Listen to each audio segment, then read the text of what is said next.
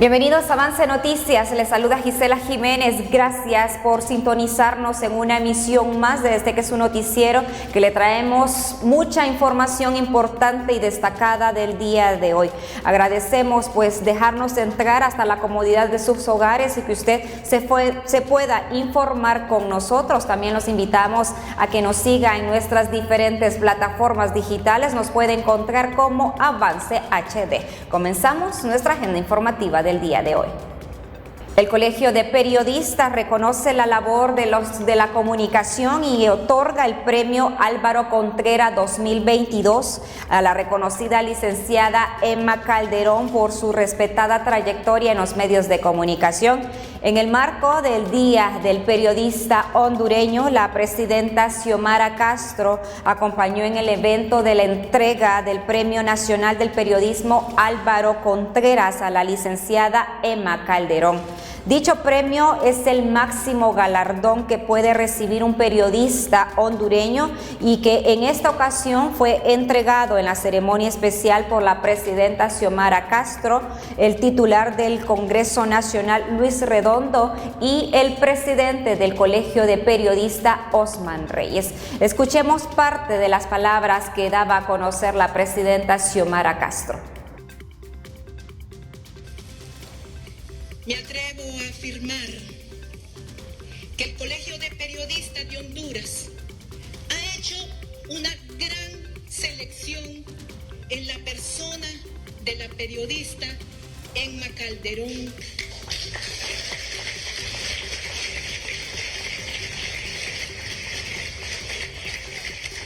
quien con su trayectoria en medios de comunicación ha honrado el ejercicio de una profesión tan digna como es la profesión del periodismo. Me orgullezco de acompañar al gremio periodístico en la entrega de esta presea y en el reconocimiento a la carrera de quien representa sus ideales, los que deben de acompañar siempre su labor como periodista y el papel fundamental al que estamos llamadas a jugar las mujeres en nuestro país.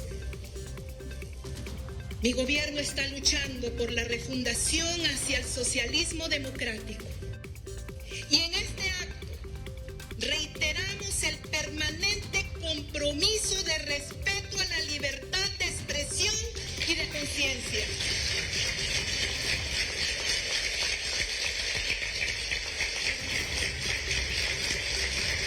Como fieles representantes de la tolerancia, la libertad y de la democracia.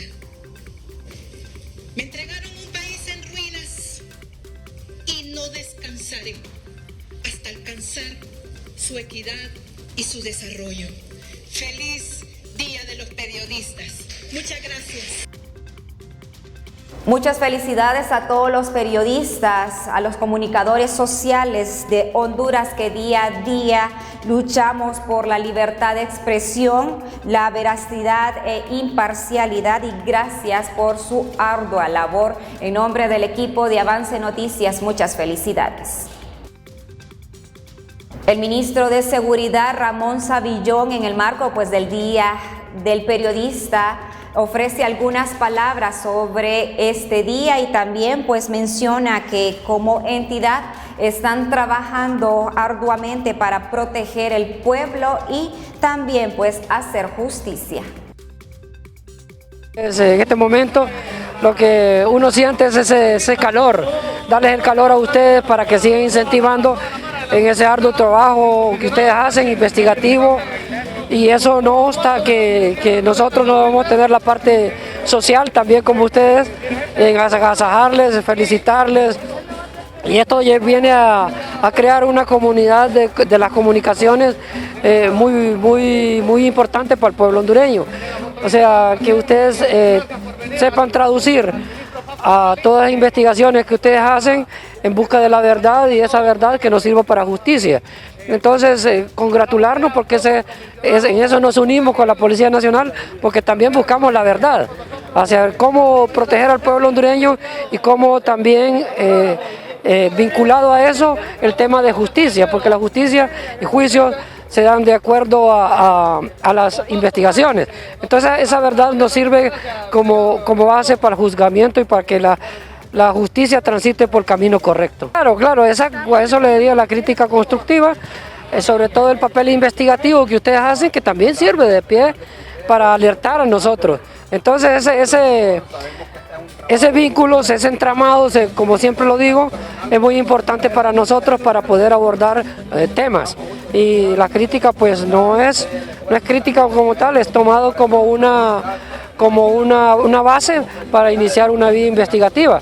Entonces nos sirven también de alerta a ustedes en diferentes momentos, diferentes casos, porque a veces, o también para reforzar un caso que ya está en curso. Y o sea, cuando un gobierno quiere dar resultados, elige a las personas adecuadas por los cargos. En este caso el señor director y su servidor no venimos procedidos de la improvisación, sino conocemos el sistema de seguridad. Entonces eso nos ha permitido, el otro hecho importante en esto es la voluntad de hacer bien las cosas, la voluntad de proteger al pueblo hondureño, la voluntad de hacer justicia.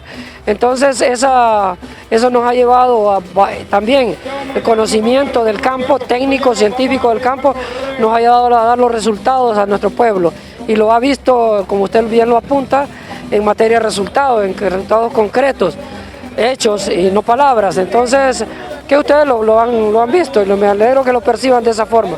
Así que seguiremos en esa ruta.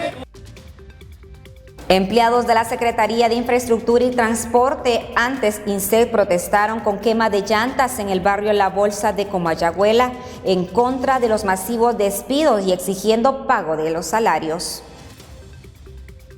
El dirigente del transporte urbano, Wilmer Calix, menciona que ante la inseguridad unos 34 colaboradores del sector transporte han perdido la vida. No vamos a tocar el tema de los combustibles, vamos a tocar el tema de inseguridad. Si lo pueden ver, nos ha venido una oleada fuerte en estos últimos 5 meses, donde varios han perdido la vida, 34 colaboradores del sector transporte, donde rutas las tenemos paradas hace un mes 15 días, así como la ruta Campo Cielo. Tenemos el día de hoy la ruta Carrizal-La Sosa detenida, Carrizal-Miraflores, la de la Flor del Campo, por temas de inseguridad. Esto viene a afectarnos para cumplir los compromisos ante la banca y para dar la operación al servicio. Por lo cual hacemos un llamado al gobierno de la República que eche a andar el plan de seguridad en temas de transporte para darle tranquilidad al pueblo hondureño, a los más humildes que son los que viajan en nuestras unidades. Y sumándose a todo esto, los altos costos de los combustibles que están en las nubes, donde nosotros no podemos seguir ya subsidiando a nosotros la operación. El 12 de abril se firmó un convenio en Casa Presidencial donde se iba a dar a todo el transporte urbano de todo el país, para no incrementar las tarifas, un subsidio de 3 lempiras por usuario, el cual el día de hoy no se ha podido cumplir. Entendemos que la problemática está en finanzas, que finanzas no ha puesto los recursos, por eso estamos solicitando el día de mañana una reunión de urgencia con la ministra para que nos diga qué es la traba que tenemos nosotros para que se nos hagan efectivos los pagos, y si no, toda la dirigencia a nivel nacional estaría solicitando nuevamente una reunión en Caja Presidencial con la presidenta Xiomara Castro para ver qué pasa con el convenio que se firmó. Al contrario, la dirigencia se reunirá y ver qué acciones debe de tomar, debido a que no podemos seguir subsidiando nosotros la operación. El diputado Bartolo Fuentes y miembro de la Comisión del Transporte nos habla sobre la revisión de la caseta de peaje de Santa Cruz de Yojoa y menciona que sí sería posible la readecuación de la misma. De Santa Cruz de Yojoa. Aparte de todo lo que significan los peajes, ¿verdad? De los contratos irregulares y eso, estas casetas se convirtieron en un atentado para los transportistas, sobre todo los de carga, porque está en una pendiente muy pronunciada, donde uno puede recorrer varios kilómetros sin tocar el acelerador, y Un camión cargado no puede fácilmente frenar, ¿verdad? En esas casetas. Ya son muchos los muertos. Y esas casetas nunca fueron concebidas para ese lugar. En el contrato inicial estaban para el Caracol, que es una parte de plana.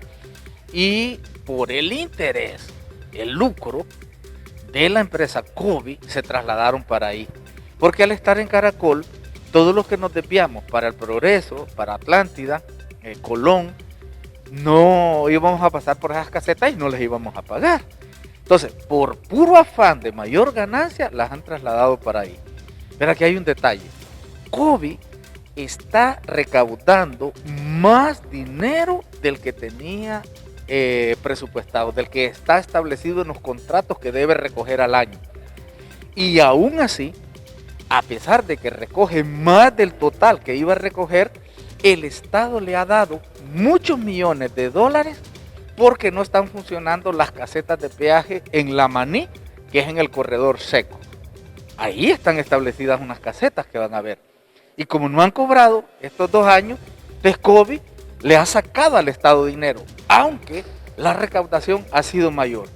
Con esto le quiero decir que si las casetas de peaje de Yojoa se pasan para Caracol, COVID no pierde absolutamente nada. Por lo tanto, esto se va a hacer.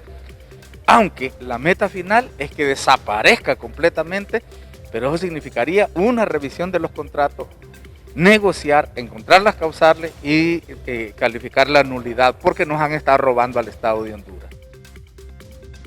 El comisionado del Instituto Hondureño del Transporte Terrestre, Rubén Suazo, anunció que a partir de la próxima semana se implementará el proyecto de las básculas móviles en diferentes ejes carreteros del país.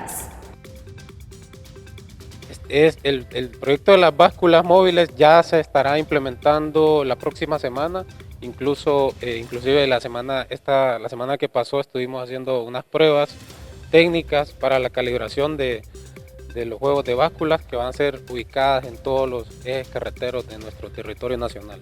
En ese acuerdo que se hizo entre el sector transporte y el gobierno, recordemos que nosotros encontramos un gobierno colapsado, las arcas del Estado pues están en cero y estamos buscando cómo poder solucionar la problemática del sector transporte.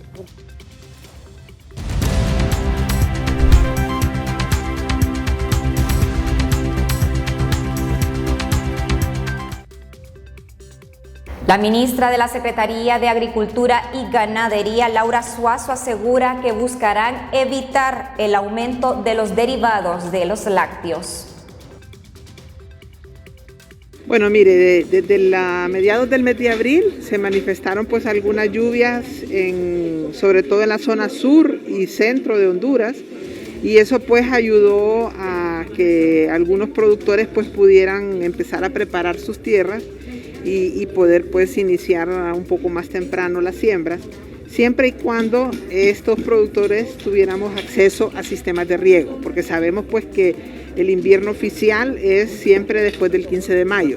Todo lluvias que vienen antes pues son de mucho beneficio, pero sí tenemos que considerar que en cualquier momento se pueden suspender, y por eso es la necesidad de tener acceso al sistema de riego.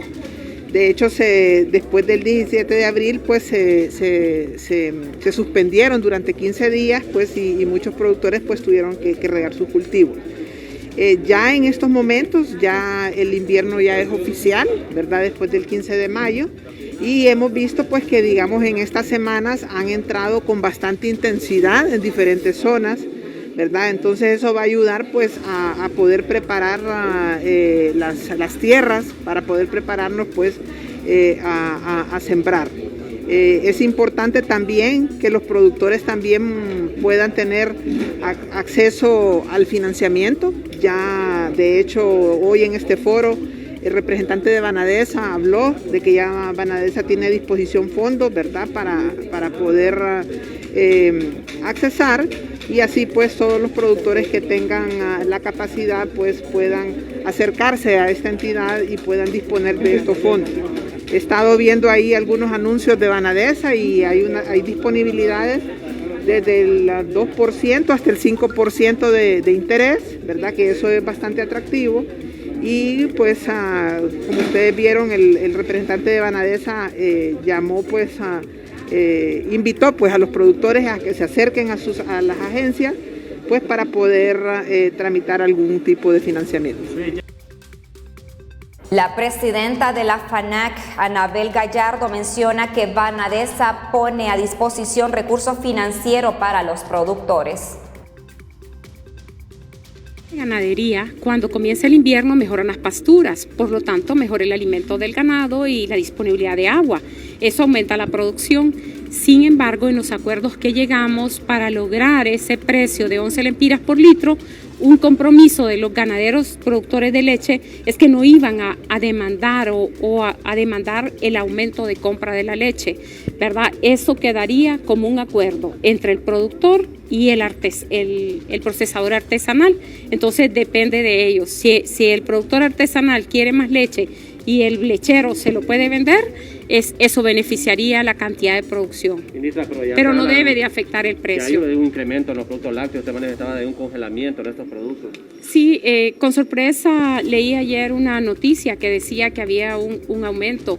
La verdad que no debería haber un aumento porque muchos de los ganaderos y procesadores bajaron, incluso algunos estaban pagando 12.5 y algunos hasta 13 y muchos bajaron a 11 lempiras, entonces no debería de haber un aumento. Tampoco el productor va a aumentar la cantidad de leche y el procesador se lo tiene que comprar obligatoriamente, tampoco se da eso.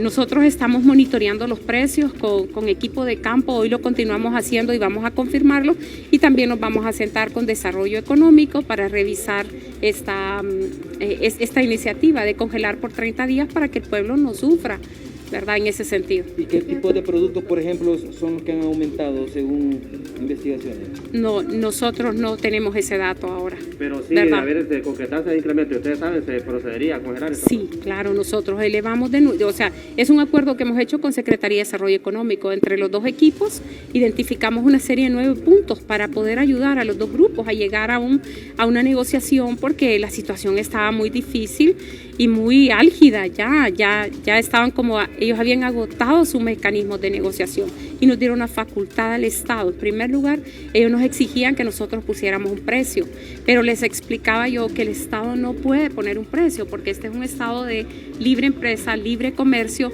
donde los compradores y los vendedores, los que producen, se ponen de acuerdo. Entonces sí, nuestra facultad es sugerir, y fue lo que nosotros hicimos revisando esa cantidad de estudios de lo que había. Sabemos que ese 11 lempiras por litro no de alguna manera alegró a los productores porque ellos esperaban más y algunos procesadores porque ellos esperaban pagar menos, pero creemos que es lo más cercano a lo que son los costos actuales. Pero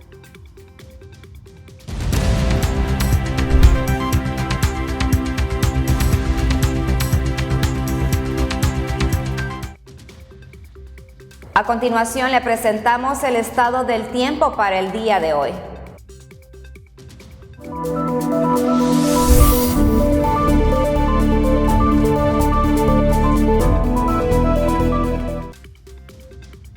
Buen día, pueblo hondureño. Las condiciones meteorológicas para el día de hoy, miércoles 25 de mayo, son las siguientes. Persiste la convergencia de humedad desde el Mar Caribe y el Océano Pacífico, generando lluvias y chubascos leves a moderados, ocasionalmente fuertes, acompañados de tormentas eléctricas sobre la mayor parte de regiones del territorio nacional. Donde se esperan los mayores acumulados son en la región sur, central y suroriental. Referente a los oleajes, de 2 a 4 pies tanto para el litoral Caribe como para el Golfo de Fonseca. A continuación, las temperaturas por departamento.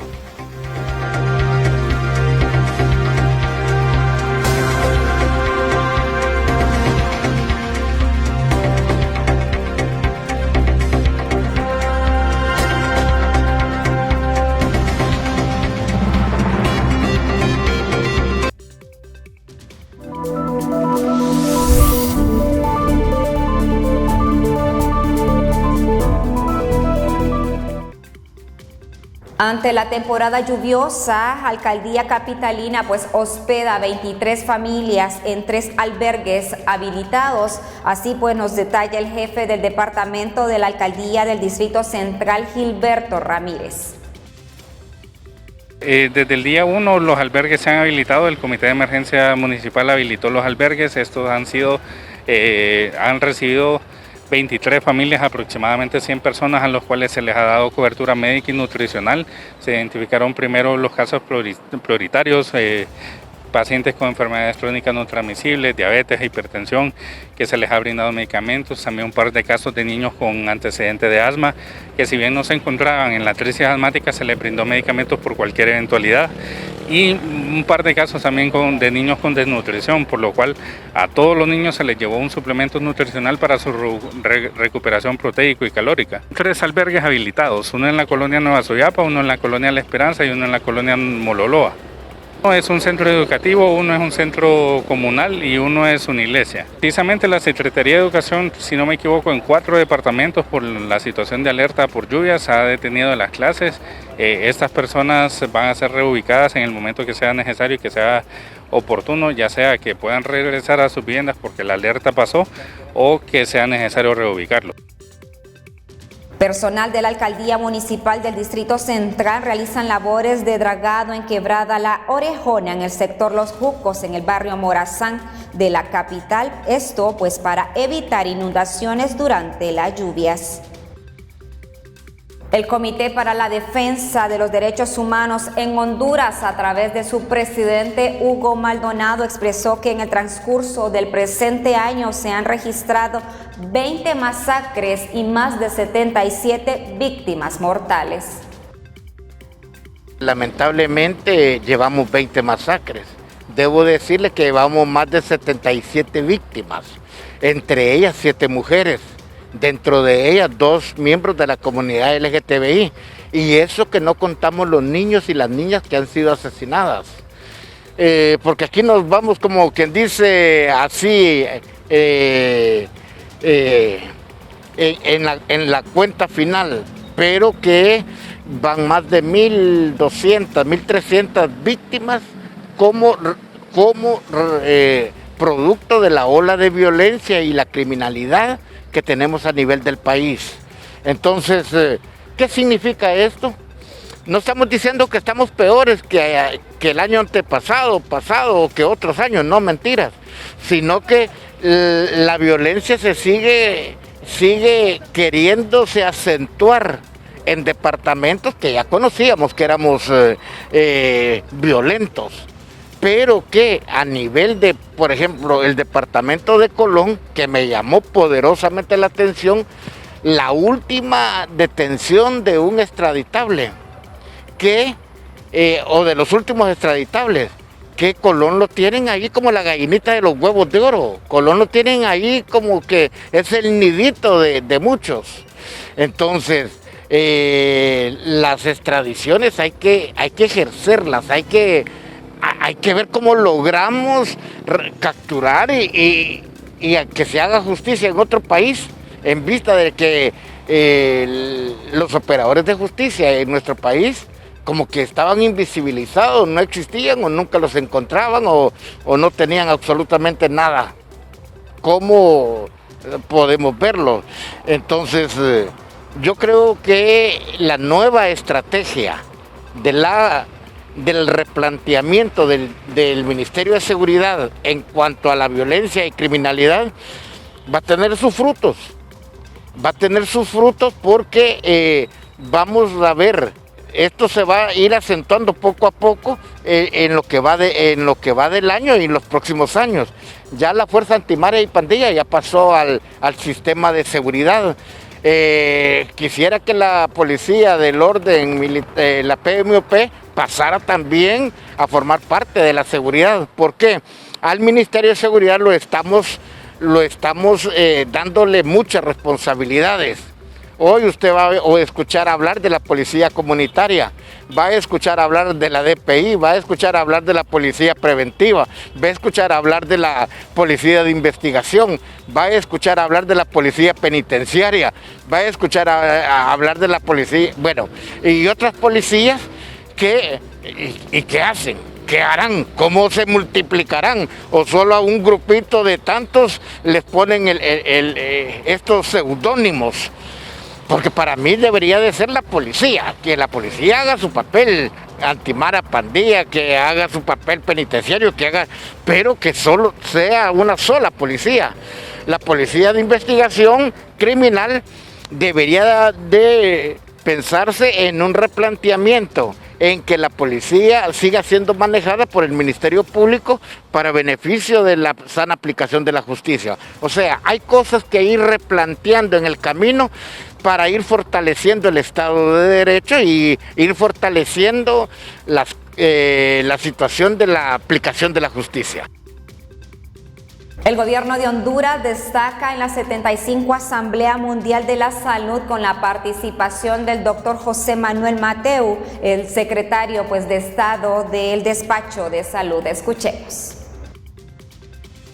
Señora Presidenta, damas y caballeros, salud, paz, dos palabras tan sencillas, pero tan profundas y significativas.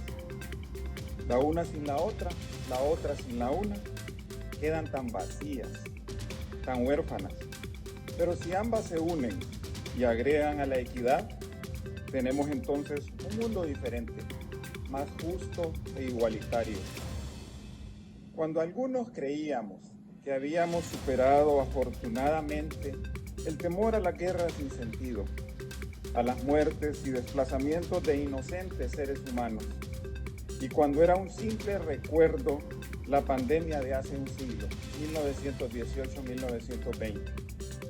De súbito, el mundo se vio volver tristemente al pasado. Se desnudaron nuestras falencias.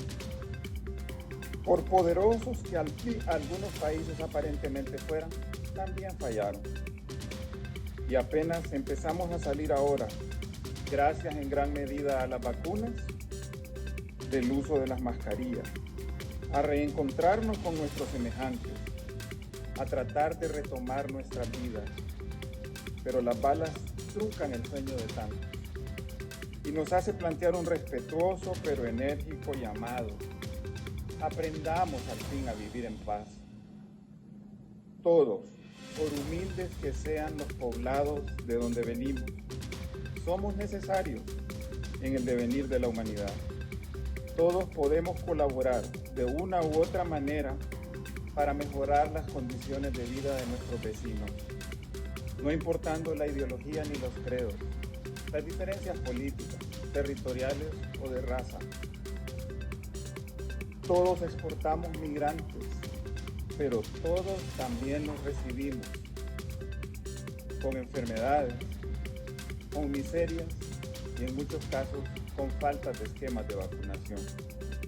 El mundo está cambiando y las mujeres siguen avanzando. En mi país, Honduras, por vez primera. La comisionada del Comité Nacional de Prevención contra la Tortura, Tratos Crueles, Inhumanos o Degradantes, la licenciada Glenda Ayala, nos menciona que ellos constataron que el exmandatario Juan Orlando Hernández recibió un mejor trato en comparación con otros privados de libertad durante su reclusión en Honduras. Escuchemos.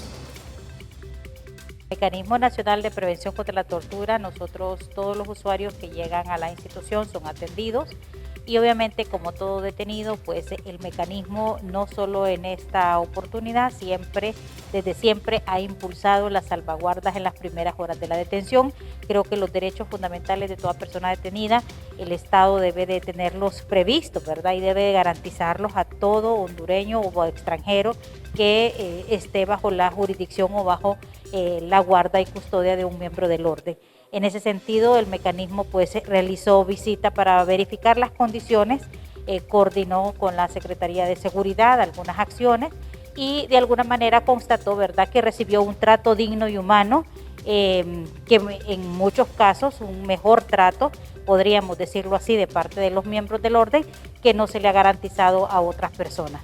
En ese sentido, pues nosotros sí observamos, ¿verdad?, que hubo ese respeto a los derechos fundamentales durante el tiempo que él permaneció en su condición de privación de libertad, y de alguna manera ese es nuestro trabajo. Nosotros, al momento de presentar la denuncia, pues se hizo una visita para verificar las condiciones de trato que recibió en el lugar donde se encontraba con su prisión preventiva, y verificando que las condiciones eran dignas y humanas, pues se emitió un informe, y el cual pues se envió a la Secretaría de Seguridad, estableciendo las situaciones en las que habíamos nosotros encontrado en nuestra visita.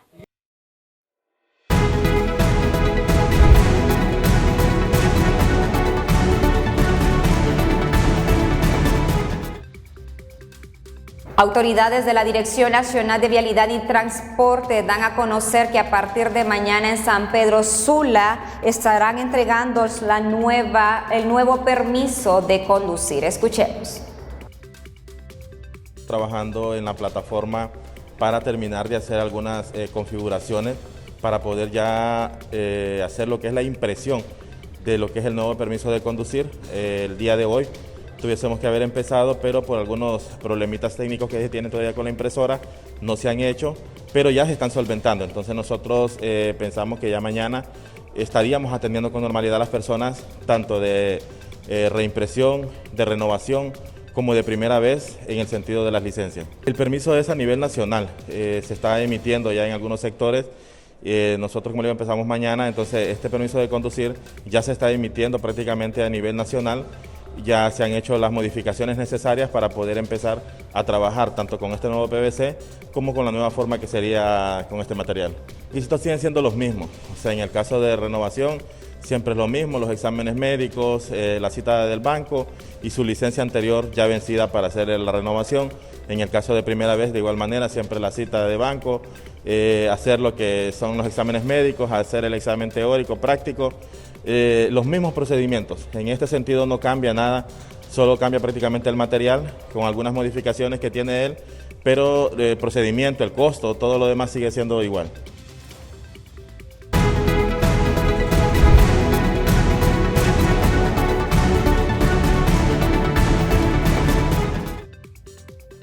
El director del Infod, Freddy Cerrato, asegura que él velará para que dicha institución opere de manera eficiente.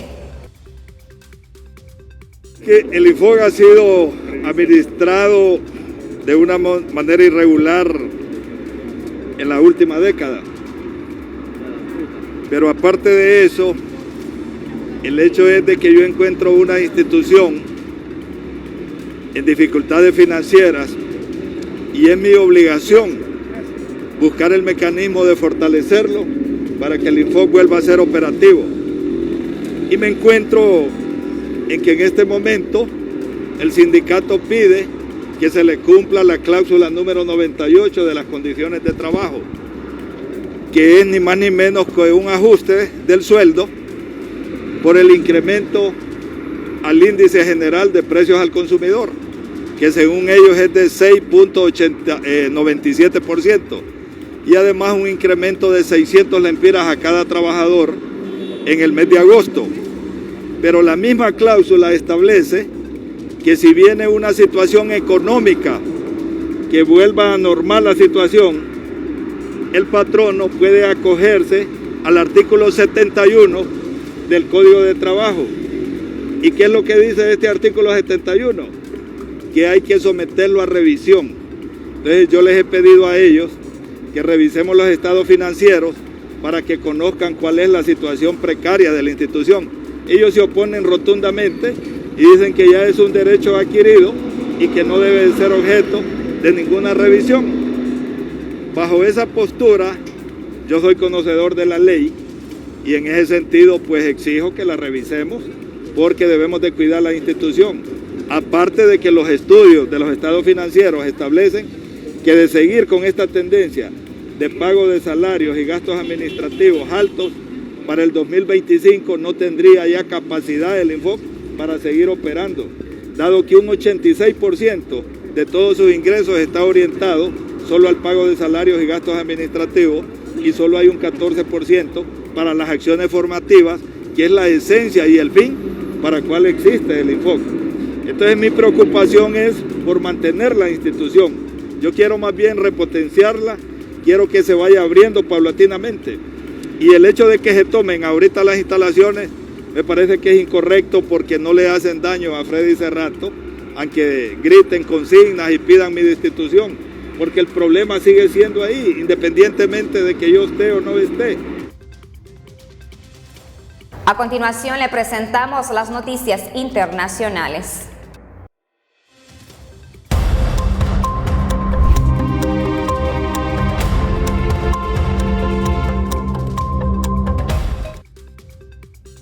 Una nueva tragedia que conmociona a Estados Unidos y que provocó el reclamo del presidente John Biden de enfrentar el lobby de las armas en su país. En lo que va del año se han registrado 200 tiroteos masivos en Estados Unidos. El autor de la matanza de 19 niños y 2 maestros en un centro educativo de Texas usó un rifle de asalto AR-15 y había anunciado en Facebook que planeaba atacar una escuela primaria, informó el gobernador de ese estado del sur de Estados Unidos. El ejército chino anunció que ha realizado maniobras cerca de Taiwán como advertencia contra el complot entre las fuerzas separatistas y Estados Unidos, después de que el presidente de ese país, John Biden, dijera que intervendría militarmente si Pekín intentaba tomar la isla por la fuerza. China reaccionó con dureza a las declaraciones de Biden, quien afirmó desde Japón que su país mantiene su compromiso de defender Taiwán, dado a entender que intervendría militarmente ante una potencial invasión china de la isla, que Pekín considera como una parte inalienable de su territorio. Después de varias décadas se exhibirá la invaluable tiara de bodas de la princesa Diana, la cual representa los 70 años desde que la monarca británica subió al trono en 1952. La casa de subastas Sotheby's mostrará algunas de las tiaras más influyentes de la historia, muchas de las cuales no han sido vistas por el público en décadas.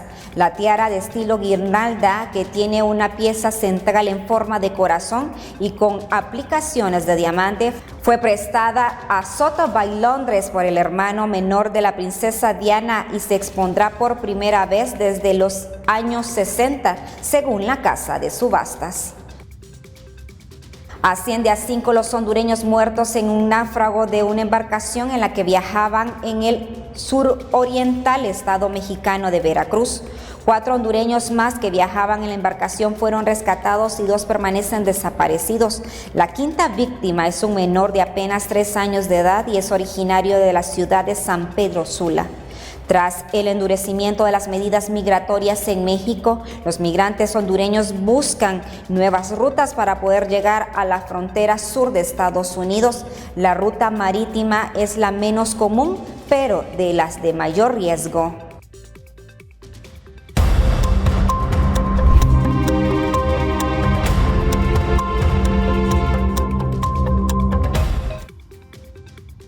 Hasta aquí la información del día de hoy. Agradecemos su fiel sintonía y los dejamos con la programación de Avance.